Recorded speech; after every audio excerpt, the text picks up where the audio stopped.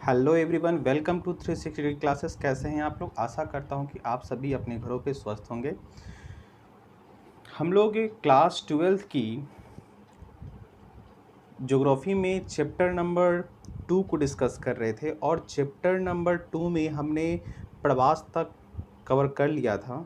ठीक है, आज के लेक्चर में जानेंगे हम लोग जनसंख्या घनत्व के बारे में, जननांकीय संक्रमण के बारे में और जनसंख्या वृद्धि के कारण क्या हैं, जनसंख्या वृद्धि के प्रभाव क्या हैं। ठीक है, और जनसंख्या वृद्धि को कैसे नियंत्रित किया जा सकता है, आज हम लोग इसके बारे में डिस्कशन करेंगे। ठीक है, तो आइए सबसे पहले अपने लेक्चर की शुरुआत करते हैं जनसंख्या के घनत्व से। देखिए, सबसे पहले देखते हैं कि जनसंख्या का घनत्व होता क्या है। देखिए, जनसंख्या का घनत्व क्या है? प्रति इकाई क्षेत्रफल में निवास करने वाले लोगों की संख्या को जनसंख्या घनत्व कहा जाता है। ठीक है, मतलब यहाँ पर क्या कहा जा रहा है कि देखिए, प्रति हमने क्या बोला कि प्रति इकाई क्षेत्रफल में, मतलब कि 1 किलोमीटर स्क्वायर एरिया में, है ना, 1 किलोमीटर स्क्वायर एरिया में कितने लोग रहते हैं, यह हमें बताएगा जनसंख्या घनत्व, है ना, कि 1 किलोमीटर स्क्वायर एरिया में कितने लोग रहेंगे वो बताएगा जनसंख्या घनत्व। यदि 1 किलोमीटर स्क्वायर में कम लोग हैं तो वहाँ पर जनसंख्या घनत्व में क्या होगा? कम होगा। यदि अधिक लोग हैं तो क्या होगा? बहुत ज़्यादा होगा, है ना, ज़्यादा हो सकता है। ठीक है, ये आपका मॉडरेट भी हो सकता है। देखिए, जनसंख्या घनत्व का फॉर्मूला आपका यहाँ पे दिया हुआ है। ठीक है, जनसंख्या का घनत्व का फॉर्मूला क्या होता है? जनसंख्या बाई क्षेत्रफल। ठीक है, यहाँ पर आप फॉर्मूले को देख सकते हैं। देखिए ना, जनसंख्या घनत्व क्या होता है? जनसंख्या डिवाइडेड बाई क्षेत्रफल। जैसे हमने यहाँ पे देखिए एग्जांपल देके मैंने बताया यहाँ पर। देखिए, से मान लीजिए कि किसी प्रदेश का क्षेत्रफल जो है वो कितना है? 100 वर्ग किलोमीटर है। ठीक है, और उस क्षेत्र की जनसंख्या कितनी है? 1,60,000 है। तो हमें क्या करना है कि जनसंख्या घनत्व कैलकुलेट करना है, यानी कि पॉपुलेशन डेंसिटी कैलकुलेट करना है। तो हम क्या करेंगे? जनसंख्या की जगह पे वैल्यू पुट करेंगे 1,60,000 एंड क्षेत्रफल की जगह पे वैल्यू पुट करेंगे 100 वर्ग किलोमीटर। ठीक है, वैल्यू पुट किया, 0 से 0 कैंसिल आउट। ठीक है, मेरे पास कितना बचा? 1,600, मतलब कि 1600। ठीक है, तो यानी कि इस प्रदेश का जनसंख्या घनत्व कितना है? 1600 व्यक्ति प्रति वर्ग किलोमीटर। ठीक है, तो यहाँ पर पता चल रहा है कि 1600 वर्ग व्यक्ति प्रति वर्ग किलोमीटर है। अब ये ज़्यादा या कम, ये तो किसी क्षेत्र से कंपेयर करने में पता चलेगा ना, क्योंकि ये जनसंख्या घनत्व क्या है? एक कंपैरेटिव चीज़ है ना। यदि मान लीजिए किसी प्रदेश की जनसंख्या घनत्व जो है आपकी है 1800 है, 1900 है, तो उसके कंपेरिजन में यह क्या है? कम है। लेकिन फिर भी देखा जाए यहाँ पर, अगर फिर भी देखिए यहाँ पर कि 1 किलोमीटर स्क्वायर में 1600 व्यक्ति रह रहे हैं, मतलब कि यहाँ पर जो जनसंख्या है वो कैसी है? थोड़ी सघन जनसंख्या है ना, विरल जनसंख्या तो है नहीं। मतलब कि यहाँ पर कंपैक्टेड लोग हो जगह होगा ना। 1 किलोमीटर स्क्वायर एरिया ज़्यादा बड़ा तो होता नहीं है। ठीक है, और उसमें आपका 1600 लोग रह रहे हैं। ठीक है, तो यहाँ पर भी क्या होगा? यहाँ पर सघन बस्ती होगी। ठीक है, तो जनसंख्या घनत्व से हम उस घनत्व से हम वहाँ पर की बस्तियों के बारे में भी पता लगा सकते हैं। और जनरली अब देखिए कि जनसंख्या घनत्व जो है वो आपको पहाड़ी इलाकों में कम नज़र आता है और प्लेन एरिया में ज़्यादा नज़र आता है। ठीक है, देखिए जनसंख्या घनत्व मेनली आपको वहीं पर अधिक दिखेगा, है ना, जहाँ पर हर तरह की सुविधाएं उपलब्ध होती है। क्योंकि एक निश्चित एरिया में, एक छोटे से जगह में ज़्यादा लोग निवास आकर तभी करेंगे जब वहाँ पर हर तरह की सुविधा उपलब्ध हो। यदि वहाँ पर शिक्षा के साधन उपलब्ध हैं तो वहाँ लोग ज़्यादा निवास करेंगे। यदि वहाँ पर औद्योगिक प्रदेश है, ठीक है, उद्योग लगे हुए हैं, तो वहाँ पर लोग ज़्यादा निवास करेंगे। ओके, या वहाँ का भूमि जो है बहुत उर्वरक क्षमता वाला है, तो वहाँ पर तो ज़्यादा निवास करेंगे। मतलब कि जहाँ पर सुविधा होगा, ठीक है, वहाँ पर जनसंख्या घनत्व अधिक होगा। जैसे भारत की बात करें तो भारत में सबसे अधिक जनसंख्या घनत्व जो है वो बिहार का है। ठीक है, और केंद्र शासित प्रदेश में अगर देखा जाए तो आपकी मुंबई का है। ओके, तो ये आपका हो गया जनसंख्या घनत्व। ठीक है, जनसंख्या घनत्व से हम लोग बहुत कुछ पता कर सकते हैं। ठीक है, आगे हम लोग देखेंगे जब हम लोग फिर नेक्स्ट क्लास में डेटा पढ़ेंगे तो उसमें हम फिर पूरे वर्ल्ड के बारे में जानेंगे कि पूरे वर्ल्ड में जनसंख्या घनत्व कितना कितना है। ठीक है, तो जनसंख्या घनत्व हो गया। आइए अब देखते हैं हम लोग, नेक्स्ट टॉपिक है हमारा जनसंख्या वृद्धि के कारण क्या क्या हैं। देखिए, जनसंख्या अभी देख रहे हैं कि जनसंख्या जो है बहुत तेज़ी से ग्रोथ हो रहा था, है ना। कुछ समय पहले देखिए, अभी एक समय में देखा जाए तो कुछ जनसंख्या हमारी नियंत्रित हुई है। पहले से जनसंख्या वृद्धि जो है कुछ स्थिर हुई है। ठीक है, इधर विगत कुछ वर्षों में देखा जाए तो, लेकिन अभी भी इसे और भी नियंत्रित करने की ज़रूरत है। ठीक है, तो आइए देखते हैं कि जनसंख्या वृद्धि के प्रमुख कारण क्या क्या हैं। देखिए, जनसंख्या वृद्धि के सबसे पहला प्रमुख कारण क्या है? गरीबी और निरक्षरता। ठीक है, गरीबी के देखिए, हमारे देश में गरीबी बहुत ज़्यादा है। ठीक है, अब गरीबी बहुत ज़्यादा है। देखिए, तो गरीब लोग क्या सोचते हैं? गरीब लोगों का मानना होता है कि यदि हमारे परिवार में ज़्यादा संख्या में लोग होंगे तो वो ज़्यादा कमाएँगे। ठीक है? वो ज़्यादा कमाएँगे तो उनका जीवन यापन जो है सही से होगा, है ना? जैसे कि उनके घर में कई क्या सोचते हैं कि यदि उनके घर में 1-2 लड़के हैं, ठीक है? तो वो लोग कम ही कमाएँगे, ठीक है? अगर 4 बच्चे होंगे, तो 4 बच्चे क्या चारों काम करेंगे, तो 4 ज़्यादा पैसा लेकर आएँगे, ठीक है? 6-8 बच्चे हो गए, तो वो लोग भी और भी काम करेंगे, तो उससे ज़्यादा इनकम जनरेट होगा, तो उनका जीवन यापन अच्छे से होगा। तो गरीबों के मन में इस तरह की सोच होती है, ठीक है? जिस कारण से जो है ना, जनसंख्या वृद्धि होती है। वो लोग चाहते हैं कि ज़्यादा अधिक से अधिक बच्चे पैदा किया जाए, ठीक है? उसके बाद दूसरा कारण क्या है? निरक्षरता, ठीक है? अब देखिए, उनको वो लोग क्या है, निरक्षर हैं, तो उन्हें हमारे तकनीक की जो भी अभी अभी आधुनिक जीवन में जो भी तकनीक उपलब्ध हो पाए हैं, है ना? जैसे कि गर्भ निरोधक गोलियाँ वगैरह जो हो गया, ठीक है? या ऑपरेशन वगैरह, ठीक है? तो वहाँ उसमें देखिए, अब ऑपरेशन वगैरह में, अबॉर्शन वगैरह में अगर देखा जाए तो वहाँ पर पैसे भी खर्च होते हैं, तो गरीबों के पास उतना पैसा तो होता नहीं है, ठीक है? और गर्भ निरोधक गोलियों के बारे में वो लोग निरक्षर होते हैं, ठीक है? तो उनको उनको उतना ज्ञान भी नहीं होता है, ठीक है? कि कैसे उसका सेवन करना चाहिए, ठीक है? तो इस कारण से क्या होता है कि इस कारण से जनसंख्या वृद्धि जो अधिक हो, तो गरीबी और निरक्षरता जो है, ये भी जनसंख्या वृद्धि का क्या है, एक बहुत बड़ा प्रमुख कारण है, ठीक है? और देखिए, जो गरीब हैं, निरक्षर हैं, उन्हें इस बात का भी ज्ञान नहीं होता ना कि इसका हमारे हमारे हमारे जीवन पे क्या प्रभाव होगा, है ना? वो लोग तो बस यही मान के चल रहे हैं ना कि ज़्यादा लोग, अगर ज़्यादा बच्चे अगर जन्म होंगे लेंगे, ठीक है, तो हमारा इनकम ज़्यादा जनरेट होगा, ठीक है? और भी बहुत बहुत कुछ कारण हैं, ठीक है? तो ये गरीबी निरक्षरता जो आपको क्लियर हो गया होगा। अब देखिए, दूसरा सबसे बड़ा कारण क्या है? पुराने सांस्कृतिक आदर्श। देखिए, जैसे कि बहुत परिवार में आप देखते होंगे, ठीक है, कि कहीं पर पुत्र की लालसा होती है, तो कहीं पर पुत्री की लालसा होती है ना? लोग क्या सोचते हैं, है ना? जो माँ-बाप सोचते हैं कि बच्चे जब बड़े होंगे, है ना? बेटा जब बड़ा होगा तो हमारे बुढ़ापे का सहारा बनेगा, ठीक है? और कहीं यहाँ तक दहेज प्रथा भी जनसंख्या वृद्धि का एक कारण ही मान सकते हैं, है ना? कि जब दहेज प्रथा स्टार्ट हुआ था तो माँ-बाप क्या सोचते हैं कि लड़का पैदा होगा तो दहेज मिलेगा, और ये भविष्य में जो है ये हमारे बुढ़ापे का सहारा बनेगा, ठीक है?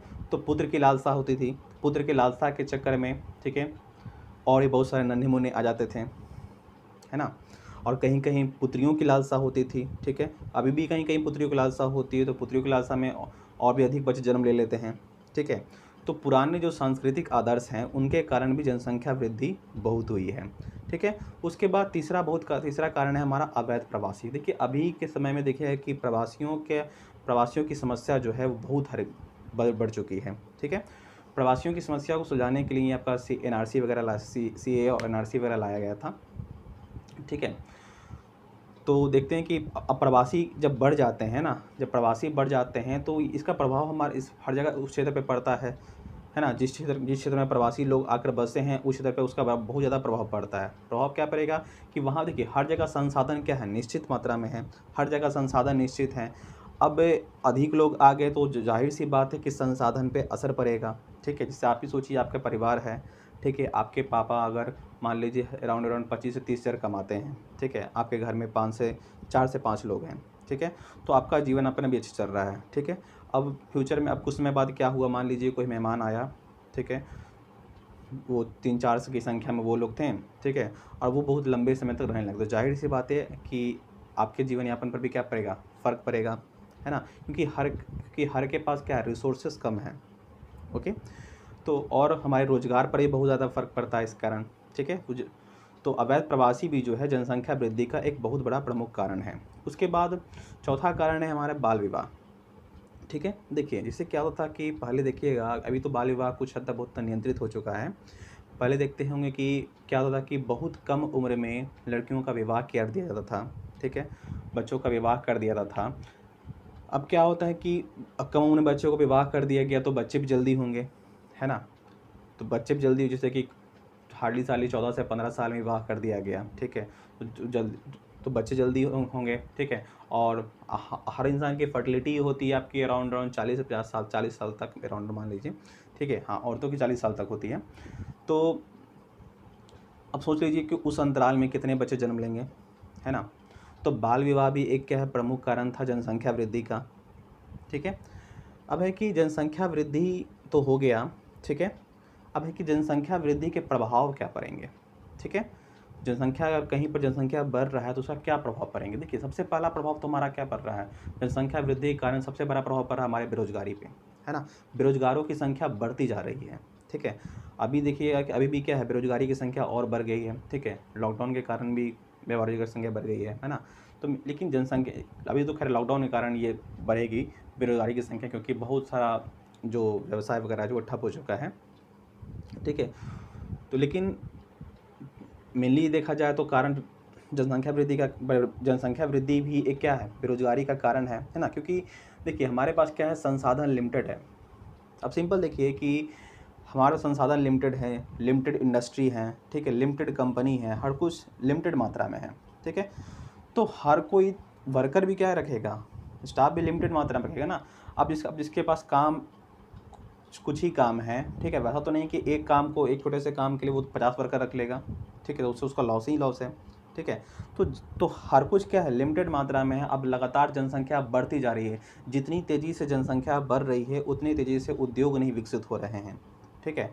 उतनी तेज़ी से उद्योग विकसित नहीं हो रहे हैं, उतनी तेज़ी से नौकरियां नहीं आ रही हैं, ठीक है। तो जाहिर सी बात है, बेरोजगारी होगा ही होगा, ठीक है।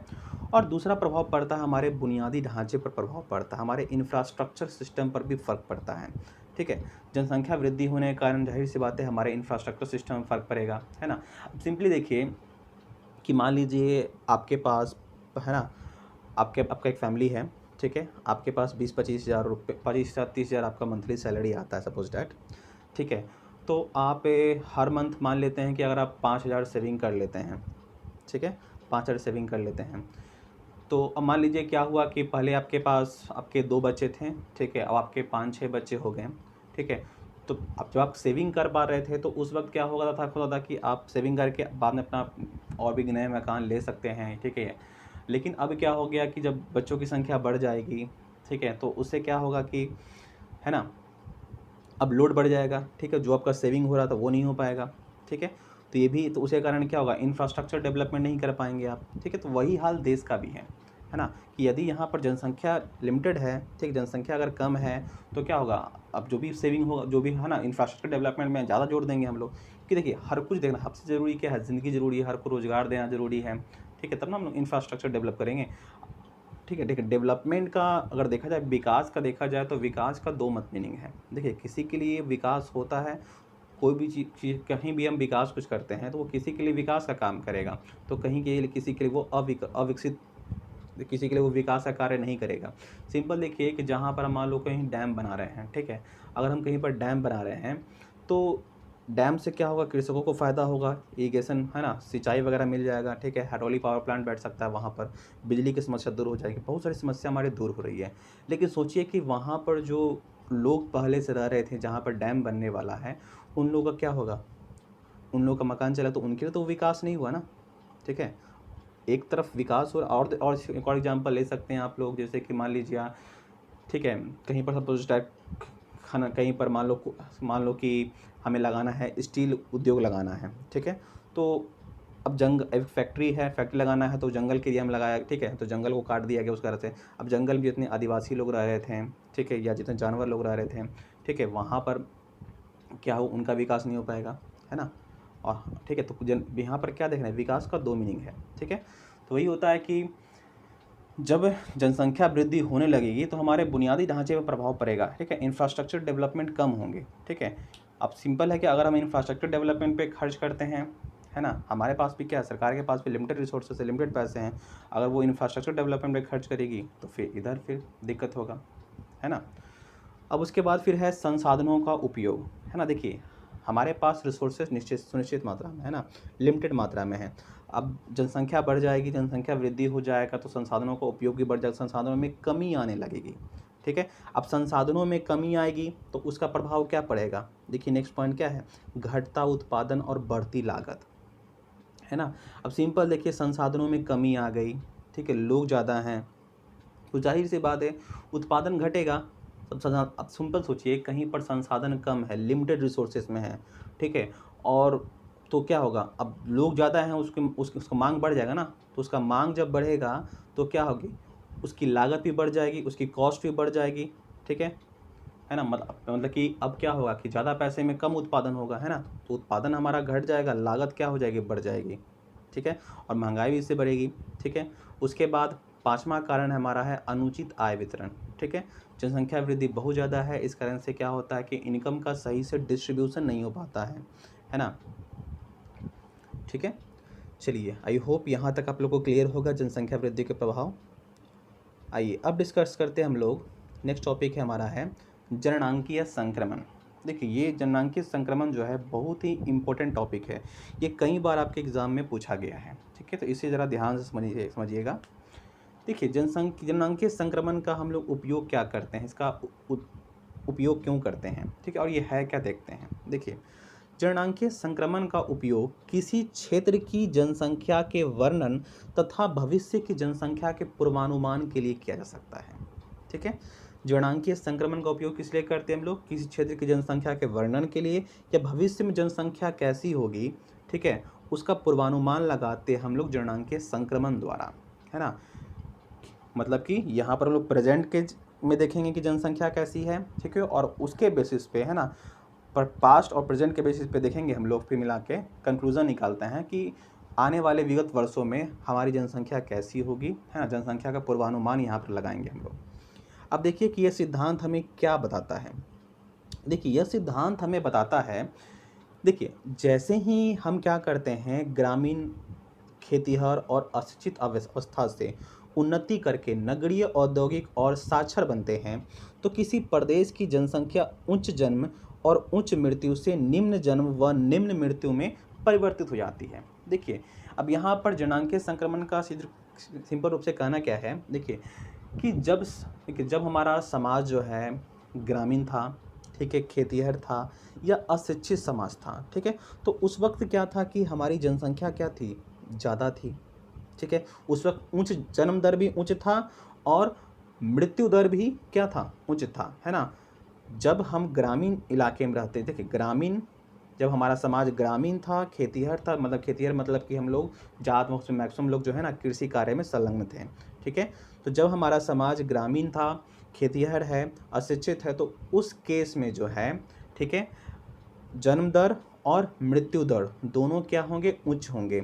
लेकिन जैसे ही हम क्या करते हैं, ग्रामीण इलाके से कहाँ आ गए, ग्रामीण से नगरीय में कन्वर्ट हो गए, खेतिहर से औद्योगिक में आ गए, अशिक्षित से साक्षर बन गए, तब क्या होता है कि जन्म दर भी क्या होता है, कमता है, और मृत्यु दर भी कमता है, ठीक है। ऐसा आप देख सकते हैं। देखिए, जितने विकसित देश हैं, है ना, जितने विकसित देश हैं वहाँ पर देखते हैं कि वहाँ पर है ना उद्योग भी है, वहाँ के लोग साक्षर हैं, इलाका पूरा नगरीय है, ठीक है, ग्रामीण इलाका वहाँ पर कम है, तो वहाँ पर देखते होंगे कि वहाँ पर क्या है, आपका जनसंख्या भी कम होता है, जनसंख्या वृद्धि भी क्या है वहाँ पर, ज़्यादा नहीं है, कम है। लेकिन आप उस क्षेत्र को देखिए जहाँ पर क्या है कि ग्रामीण इलाके हैं, खेतिहर हैं, अशिक्षित लोग, वहाँ पर जनसंख्या आप जो है अधिक देखते होंगे, ठीक है। तो आई होप जननांकीय संक्रमण का कंसेप्ट आपको पता चल गया होगा, ठीक है। मतलब कि इसका सिंपल रूप से कहना है कि अब देखिए, इससे हम लोग क्या अनुमान लगा सकते हैं, यानी कि इसका कहना है कि अगर हमें जनसंख्या को नियंत्रण करना है तो हमें ग्रामीण से नगर की ओर आना होगा, है ना, हमें ग्रामीण से नगर की ओर आना होगा, मतलब कि ग्रामीण इलाकों को नगरीय इलाकों में परिवर्तित करना होगा, खेतिहर इलाकों को औद्योगिक इलाकों में परिवर्तित करना होगा, ठीक है। अब देखिए, सिंपल देखिए, ऐसा भी नहीं है कि पूरा जो कृषि एरिया है, लैंडफॉर्म एरिया है, उसको हम उद्योग में कन्वर्ट कर देंगे तो उससे क्या होगा कि हमारे लिए अच्छा होगा, वो भी सही नहीं है ना। देखिए, अब सिंपल खेती हमारे लिए बहुत ज़रूरी है। अब कृषि नहीं होगा तो हम लोग खाएंगे कहाँ से, है ना। तो खेती भी ज़रूरी है, उद्योग भी ज़रूरी है, दोनों कुछ ज़रूरी हैं, ठीक है। दोनों में एक बैलेंस बनाना चाहिए, ठीक है, और ग्रामीण इलाके भी चाहिए। तो देखिए, हर कुछ सही है अगर वो निश्चित, ठीक है। तो यहाँ तक क्लियर हो गया आपका, ठीक है।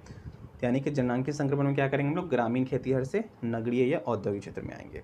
ठीक है, अब देखिए जनांकीय अभी क्या वैसा नहीं है कि हम लोग है ना कि उच्च जन्म दर और उच्च मृत्यु दर से निम्न जन्म दर और निम्न मृत्यु दर में, मतलब कि उच्च, देखिए ऐसा नहीं है कि हम लोग उच्च जन्म दर और उच्च मृत्यु दर में डायरेक्टली कमी हो जाएगा। ठीक है, ये जो कमी आती है जन्म दर और मृत्यु दर में वो कई अवस्थाओं में आती है। ठीक है, और जनांकीय संक्रमण के सिद्धांत के अकॉर्डिंग जो है ये 3 अवस्थाओं में होती है। ठीक है, कई बुक में आपको ये अवस्थाएं 4 मिलेगी। ठीक है, तो हम लोग एनसीईआरटी के अकॉर्डिंग चलेंगे, जो एनसीईआरटी में दिया हुआ है। एनसीईआरटी में 3 अवस्थाएं दी हुई है। ठीक है, तो एनसीईआरटी बुक को हम लेकर चलेंगे। ठीक है, देखिए प्रथम अवस्था क्या करती है। देखिए हम लोग यहाँ पर जो भी अवस्थाएं दी गई हैं ना वो पास्ट से प्रेजेंट की ओर दी गई हैं। ठीक है, यहाँ पर दी हुई है कि देखिए हर जगह कैसे कैसे विकास के है ना, विकास से कैसे हमारी जनसंख्या वृद्धि जो है वो नियंत्रित हुई है। आइए सबसे पहले देखते हैं प्रथम अवस्था में। देखिए प्रथम अवस्था में देखिए क्या था कि उस समय, ठीक है, प्रथम अवस्था की मतलब की बात कर रहे हैं जब उस समय कुछ किस तरह का विकास नहीं हुआ था, ना ही स्वास्थ्य सेवा उपलब्ध है हमारे पास, ना ही हमारे पास तकनीकी ज्ञान था। ठीक है, लोग यहाँ पर अशिक्षित थे, मैक्सिमम लोग जो है कि खेती वगैरह में कार्य क्या करते थे। ठीक है, तो हम उस समय की बात कर रहे हैं। तो प्रथम अवस्था में उस समय क्या थी कि प्रजननशीलता भी अधिक थी। ठीक है, और मृत्यता भी अधिक थी, मतलब कि उस समय क्या था कि जन्म दर और मृत्यु दर दोनों अधिक था। ठीक है, तो इसका ओवरऑल अगर निकाला जाए तो क्या था उसमें कि जनसंख्या वृद्धि जो है धीमी थी, क्योंकि देखिए जितना जन्म दर अधिक है तो मृत्यु दर भी अधिक है। तो जाहिर सी बात है कि जब जन्म दर अधिक है और मृत्यु दर अधिक है तो जनसंख्या उतनी तेज़ी से नहीं बढ़ेगी। ठीक है, मतलब कि उस समय स्टार्टिंग में क्या थी, प्रथम अवस्था में जनसंख्या वृद्धि जो है हमारी धीमी थी। अधिकांश लोग खेतों में कार्य करते थे। ठीक है, अब देखिए अधिकांश लोग खेतों में कार्य करते थे, तो अब देखिए प्रजननशीलता पहले ज़्यादा क्यों थी, क्योंकि लोग खेतों में काम कर रहे हैं। अब खेतों में ज़्यादा लोग काम करेंगे तो ज़्यादा खेती होगा ना। ठीक है, खेत में काम करने के लिए लोग चाहिए, तो लोग क्या सोचते थे कि अगर हमारे ज़्यादा बच्चे होंगे, ठीक है, तो हमारा खेती जो है और ज़्यादा डेवलप करेगा। ठीक है, तो इस कारण से प्रजननशीलता ज़्यादा होती थी और उच्च मृत्यु दर होने के कारण जो है, और देखिए प्रजननशीलता ज़्यादा होने के कारण एक और कारण भी क्या है कि वहाँ पर अशिक्षा थी, है ना, लोग शिक्षित नहीं थे, निरक्षर लोग थे। ठीक है, अशिक्षित लोग थे, जिस कारण से क्या था, शिक्षा नहीं होने के कारण जो है, जैसे मैंने पहले ही बताया था आपको। ठीक है, कि उनकी सोच कुछ अलग तरीके की होती है ना, जैसे लोग गरीब थे तो क्या सोचते हैं कि ज़्यादा बच्चे होंगे तो क्या होंगे, ज़्यादा इनकम जनरेट होगा। ठीक है, इस तरह की सोच थी, तो इस कारण से प्रजननशीलता क्या थी, अधिक थी। और मृत्यु दर अधिक होने का कारण क्या है कि वहाँ पर उसमें पहले कोई स्वास्थ्य सुविधा उपलब्ध नहीं थी, है ना, तो स्वास्थ्य सुविधा उपलब्ध नहीं थी, प्रौद्योगिकी स्तर हर कुछ हमारा क्या था, निम्न था। ठीक है, तो ये बात ये आप कहाँ देखते होंगे, जैसे कि अगर देखा जाए तो आज से लगभग 200 वर्ष पहले जो है, ठीक है, सभी देश इस अवस्था में थे। ठीक है, तो आई होप प्रथम अवस्था जो है आप लोग को क्लियर हो गया होगा। ठीक है, अब हम लोग आगे देखते हैं द्वितीय अवस्था में क्या होता है। अब देखिए द्वितीय अवस्था में क्या हुआ कि देखिए प्रजननशीलता स्टार्टिंग में क्या रहती है, तो हाई रहती है। ठीक है, लेकिन समय के साथ ये घटती जाती है, मतलब पहले आपका जन्म दर हाई रहेगा स्टार्टिंग में, लेकिन धीरे धीरे जो है जन्म दर घटता जाएगा। ठीक है, और यही चीज़ मृत्यु दर के साथ भी होगा। ठीक है, स्टार्टिंग में हाई रहेगा, फिर ये धीरे धीरे घटता जाएगा। कारण क्या है मृत्यु दर में घटने का, देखिए कारण क्या है कि स्वास्थ्य कि धीरे धीरे क्या होने लगे कि स्वास्थ्य संबंधी सुधार होने लगे, स्वच्छता में सुधार होने लगे। ठीक है, अब स्वास्थ्य संबंध में सुधार और स्वास्थ्य में सुधार हुआ। ठीक है, मतलब कि है ना, बहुत तकनीक आ गए हैं। ठीक है, बहुत सारी दवाइयाँ आ गई। ठीक है, जिस कारण से मृत्यु दर में कमी आ गई। ठीक है, तो अगर ओवरऑल देखा जाए यहाँ पर, देखिए यहाँ क्या हो रहा है कि जन्म दर भी थोड़ा क्या हुआ है, धीमा हुआ है, और मृत्यु दर भी थोड़ा क्या हुआ है, कंट्रोल में हुआ है। ठीक है, मृत्यु दर भी क्या थोड़ी कमी है, उसमें भी कमी आई है, और धीरे धीरे वो भी घट रहा है, जन्म दर भी घट रहा है। तो ओवरऑल देखा जाए तो इस केस में क्या होगा, जनसंख्या में वृद्धि तो होगी, ठीक है, लेकिन ज़्यादा नहीं होगी। ठीक है, शुद्ध योग जो है उच्च होता है बस। ठीक है, ज़्यादा इसमें वृद्धि नहीं होती है। ठीक है, जनसंख्या में होने वाला शुद्ध योग जो है उच्च होगा, क्योंकि देखिए मृत्यु में भी कमी आ रही है ना, लोग की मृत्यु कम हो रही है। ठीक है, और प्रजननशीलता जो है, ठीक है, वो धीरे धीरे घट रही है। ठीक है, वैसा तो नहीं है कि प्रजननशीलता एक अचानक से बंद हो जाएगी, वैसा तो होने वाला है नहीं। ठीक है, वैसा कभी नहीं होगा, मतलब कि जनसंख्या वृद्धि तो होगी। ठीक है, और मृत्यु दर में कमी आई है, तो यहाँ पर ओवरऑल देखा जाए, ठीक है, तो शुद्ध योग जो है क्या होता है, जनसंख्या वृद्धि यहाँ भी क्या होती है, हाई होती है। ठीक है, जनसंख्या वृद्धि यहाँ पर क्या होगी, उच्च होगी, हाई होगी। ठीक है, उसके बाद तृतीय अवस्था में देखा जाए तो तृतीय अवस्था में क्या होता है कि प्रजननशीलता है ना और मातृत्वता दोनों अधिक होते, मतलब यहाँ पर क्या होगी कि जन्म दर और मृत्यु दर दोनों, सॉरी मैंने उल्टा बोल दिया, तृतीय अवस्था में क्या होती है कि जन्म दर और मृत्यु दर जो है दोनों घट जाती है। ठीक है, घट जाएगी या तो क्या हो जाएगी, स्थिर हो जाएगी या बढ़ेगी धीरे धीरे से। ठीक है, ठीक है, अब यहाँ पर क्या हो रही है कि जन्म दर मृत्यु दर दोनों घट रही है। अब जन्म दर मृत्यु दर दोनों घटेगा तो क्या होगा कि जनसंख्या जो है या तो हमारी स्थिर हो जाएगी या तो वो धीरे धीरे बढ़ेगी। ठीक है, अब ऐसा क्यों होता है, क्योंकि जनसंख्या जो है वो क्या हो चुकी है, नगरीय हो चुकी है, शिक्षित हो चुकी है। ठीक है, लोगों के पास तकनीकी ज्ञान आ चुका है। ठीक है, लोग ऐसी जनसंख्या जो है विचारपूर्वक परिवार के आकार को नियंत्रित करने लगती है। ठीक है, अब देखिए इस पूरी अवस्था को आप इस फिगर से समझ सकते हैं, इस ग्राफ से समझ सकते हैं। देखिए यहाँ पर देख सकते हैं आप, देखिए एक मिनट,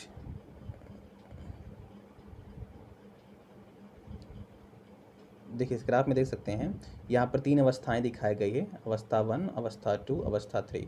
ठीक है, यहाँ पर हमने वर्टिकल एक्सिस पे, वाई एक्सिस पे में लिया है अशोधित जन्म दर को और मृत्यु दर को, और हॉरिजॉन्टल एक्सिस पे लिया है हमने समय को। अब देखिए कैसे हो रहा है, देखिए जैसे कि जब प्रथम अवस्था में क्या थी, हमने देखा था प्रथम अवस्था में जो है जन्म दर मृत्यु दर दोनों अधिक थी। ठीक है, प्रथम अवस्था में जन्म दर मृत्यु दर दोनों अधिक, देख रहे हैं ना यहाँ पर हाई है, जन्म दर मृत्यु दर दोनों हाई है, लगभग 35 पे है। ठीक है, जन्म दर मृत्यु दर दोनों हाई है, तो यहाँ पर हमने देखा था कि ओवरऑल जो है जनसंख्या जो है ज़्यादा नहीं बढ़ती है, धीमी गति से बढ़ती है। ठीक है, तो यहाँ पर देखना है कि धीमी गति से जनसंख्या के बढ़ लगभग कॉन्सेप्ट आपका दिखाया गया है यहाँ पर। ठीक है, फिर जब हम सेकंड अवस्था में पहुँचते हैं तो सेकंड अवस्था में क्या होती है कि जन्म दर घटती है लेकिन धीरे धीरे, देख रहे हैं ना यहाँ से, देखिए ये जन्म दर ऊपर वाला जो है ये जन्म दर का ग्राफ है और नीचे वाला जो है ये मृत्यु दर का ग्राफ है। तो यहाँ देख रहे हैं कि जन्म दर स्टार्टिंग में हाई था और धीरे धीरे क्या होगा, घटने लगा, और मृत्यु दर भी जो है स्टार्टिंग में हाई था और धीरे धीरे जो है ये है घटने लगा। ठीक है, तो ओवरऑल देखा जाए तो ओवरऑल यहाँ पर क्या हो रहा है, ओवरऑल यहाँ पर क्या होता है कि जनसंख्या में क्या होती है, प्राकृतिक वृद्धि होती है सेकंड स्टेज में। और थर्ड स्टेज में क्या होता है, देखिए अब थर्ड स्टेज में क्या होता है कि जन्म दर भी घटती है, मृत्यु दर भी घटती है, तो जनसंख्या पर क्या प्रभाव पड़ेगा, जनसंख्या जो है या तो स्थिर हो जाएगी या धीमी गति से बढ़ेगी यहाँ पे। ठीक है, अब देखिए अभी इस अवस्था में, अभी के समय देखा जाए वर्तमान समय में कौन कौन से देश है, तो प्रथम अवस्था में अभी के बांग्लादेश है, या वैसे लोग जो आदिवासी जीवन जीते हैं वो लोग भी फर्स्ट स्टेज में ही हैं। ठीक है, और सेकंड स्टेज में आपके कौन से जगह है, जैसे पेरू हो गया, सॉरी पेरू लिखा गया यहाँ पर, पेरू होगा। ठीक है, उसके बाद श्रीलंका हो गया, श्रीलंका, भारत भी हमारा भी सेकंड स्टेज में ही है। ठीक है, थर्ड स्टेज में हो गया आपका कनाडा हो गया, संयुक्त राज्य अमेरिका हो गया।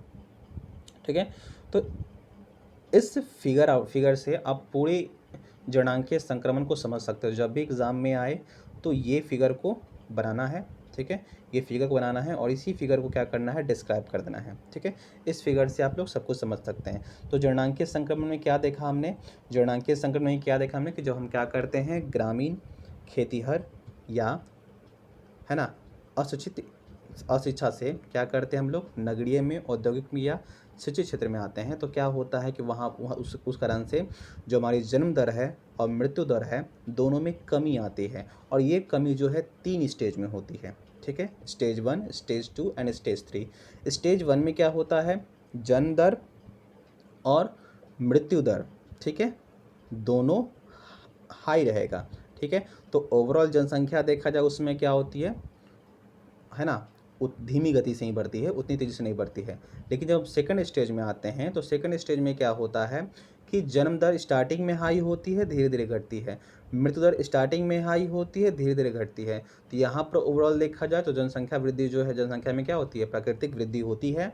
ठीक है, और जब हम थर्ड स्टेज में आते हैं तो जन्म दर और मृत्यु दर, ठीक है, दोनों क्या होता है, कमने लगता है। ठीक है, कारण भी आप लोग को बता दिया मैंने कि क्यों जन्म दर किस स्टेज में जन्म दर क्यों बढ़ता है, क्यों घटता है। ठीक है, तो आई होप जनांकीय संक्रमण आप लोग को क्लियर हो गया होगा। ठीक है, अब हम लोग आगे बढ़ते हैं। ठीक है, नेक्स्ट स्लाइड में देखिए नेक्स्ट आगे पढ़ना है हम लोग को कि जनसंख्या वृद्धि के समाधान क्या क्या हैं। ठीक है, अब देखिए जनसंख्या वृद्धि हो रहा है तो समाधान क्या क्या। देखिए समाधान आप खुद से भी सोच सकते हैं, बहुत आसान है।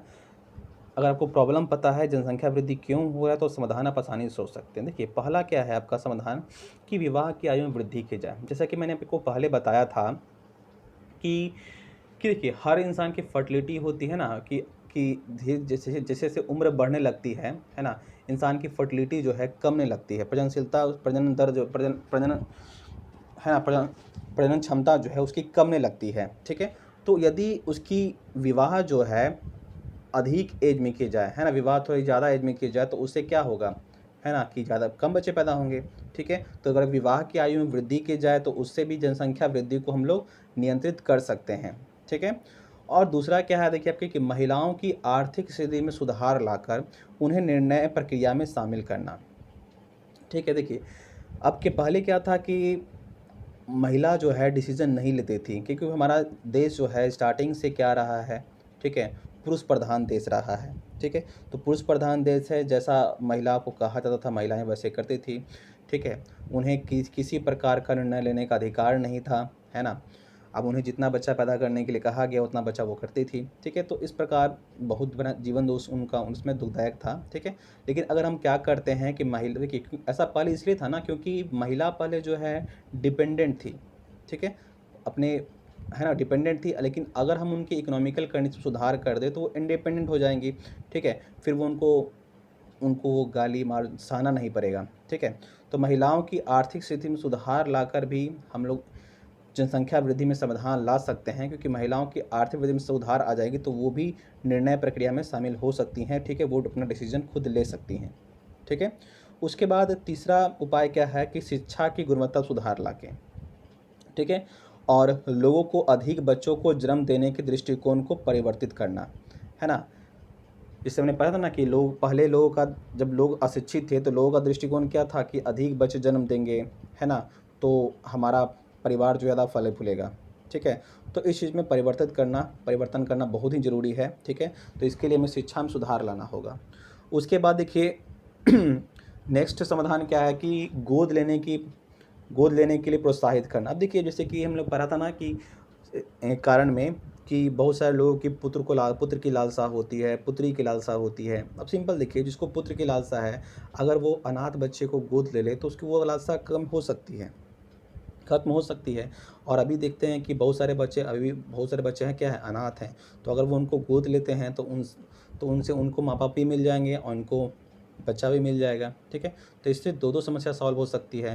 तो ये जो है सबसे अच्छा उपाय है। ठीक है, कि गोद लेने के लिए प्रोत्साहित किया जाए। ठीक है, जिससे हम जनसंख्या वृद्धि को नियंत्रित कर सकते हैं। ठीक है, और देखिए कि अब देखिए और भी एक और कारण पढ़ा था हमने कि